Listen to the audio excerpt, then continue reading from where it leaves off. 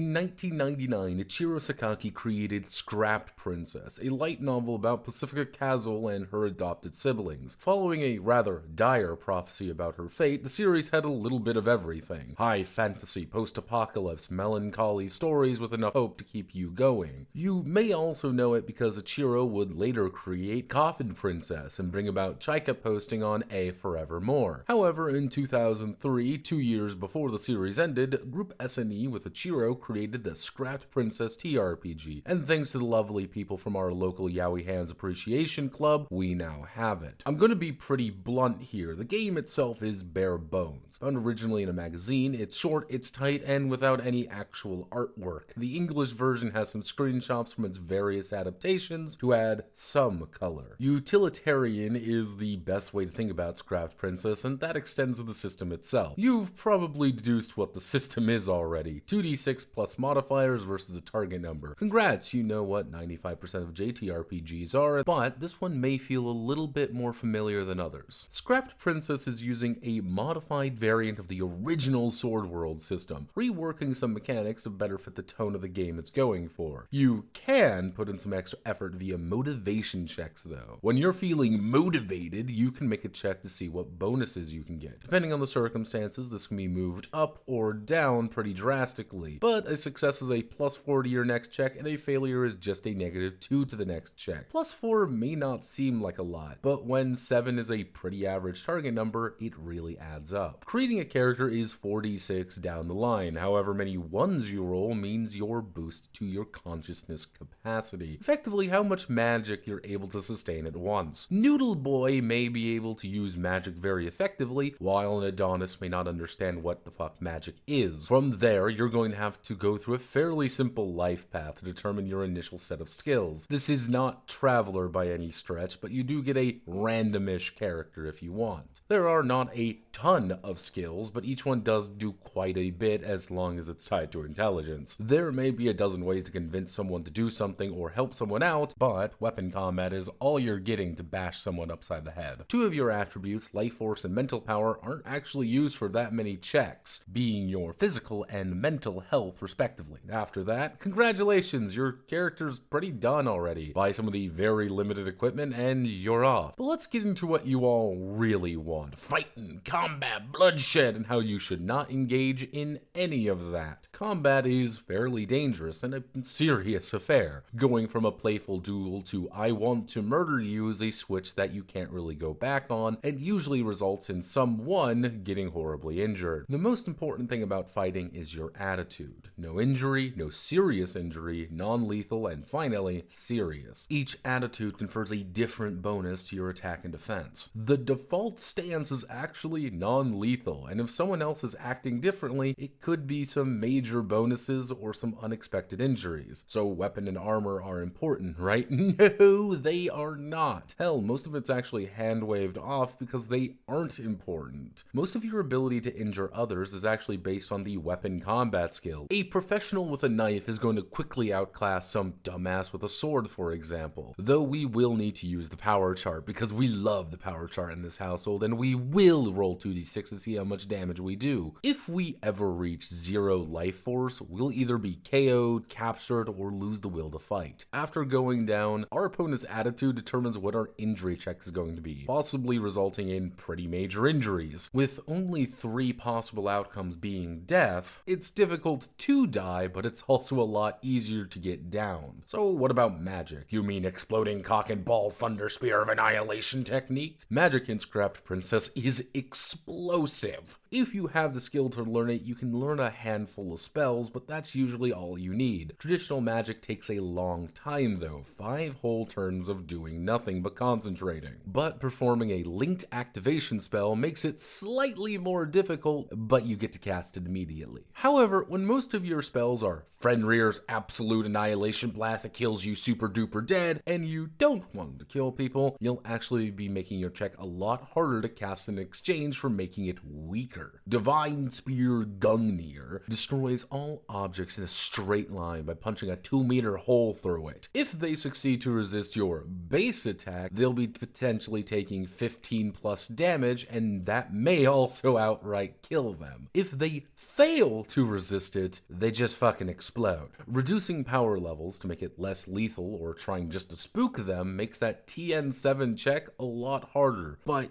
you know, they're not paced. So, combat is dangerous and magic is less than optimal to use. What do we do though? Well, we're going to be talking it out. Negotiation is simple. Using a skill against someone to get something done. Trying to fast talk the guards to let you in. Trying to convince a bandit that you'll cast Thor's Hammer of Dawn on them. However, when we need a little bit more of a delicate approach, we'll actually be using a debate. Debates are about keywords. Trying to get an ideal point of attack to deal with someone while making sure your own angles are covered. Persuasion is about using that charisma while intelligence demands diplomacy. After determining the appropriate response, you attack one another with logic strikes, trying to reduce one another's mental power. This mental battle can even be initiated mid-combat to gaslight, gatekeep, and I do say girl boss your enemies with literal talk no jutsu. And that's it, really. There's more I could muse about, of course, but a lot of what you're probably asking about is a lot lighter than you think. The more specific scrapped princess considerations are either inbuilt with the character or a line or two. Spells are limited due to the nature of it, combat is limited due to the nature of the game, and many other things are slimmer than you'd expect. Do I like the game though? Yeah, it's an interesting look at taking a traditional fantasy game and changing the tone to get something a lot more unique. Is it interesting to read from a design perspective? Enough to take a look at. Though I think fans of the series are going to get a lot more mileage out of this than not, but I can say that with most things. Take a look at it. As always, the JTRPG guys are good at what they do and put in the effort, though whoever does your layout needs to have some correction, but I digress. My name is Notepad and this was Scrapped Princess. If you like what I do here, feel free to like, comment, and subscribe. Many thanks to the Royal Bankers Guild for their continued contributions to my coffers. Godspeed and good luck.